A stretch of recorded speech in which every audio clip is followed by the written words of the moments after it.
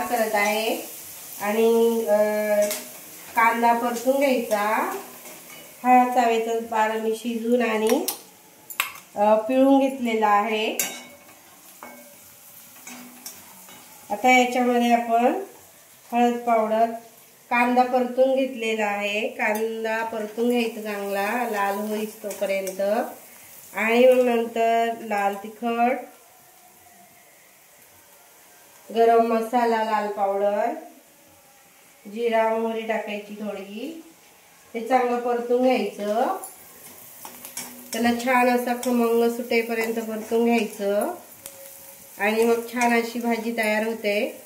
पाहायला कसा कलर आलेला आहे। आता कांदा चांगला तेलामध्ये परतलेला आहे आणि आता आपण हे पिळून घेतलेलं चाव्याचा बार याच्यामध्ये टाकायचा आहे। तो चांगल्या पद्धतीने असा फोडून घ्यायचा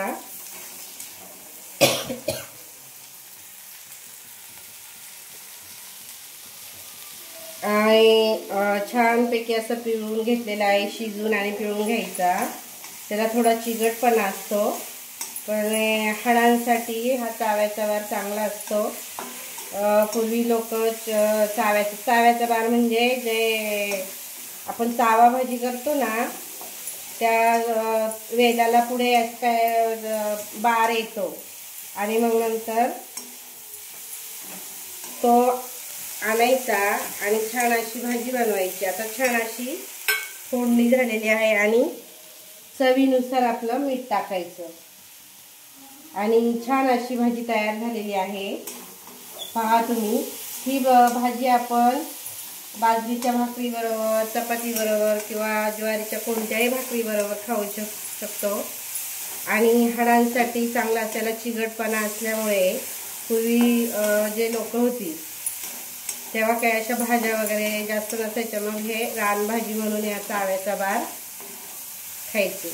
अशी छान आता आपली छान भाजी अशी झालेली आहे आणि खमंग असा वास सुटलेला आहे। आता ही उकडून घेतल्यामुळे, पिळून घेतल्यामुळे ही भाजी आता सुकी झालेली आहे आणि छान असा तिचा वास सुटलेला आहे आणि आपण ही भाकरी बरोबर खाऊ शकतो। आता छान अशी झालेली आहे की नाही छान। आणि आपण ही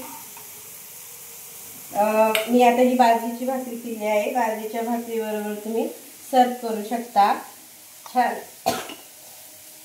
छान अशी बाजरीची भाकरी आणि चाव्याचा बार झालेला आहे। आपण आता गॅस बंद करूया।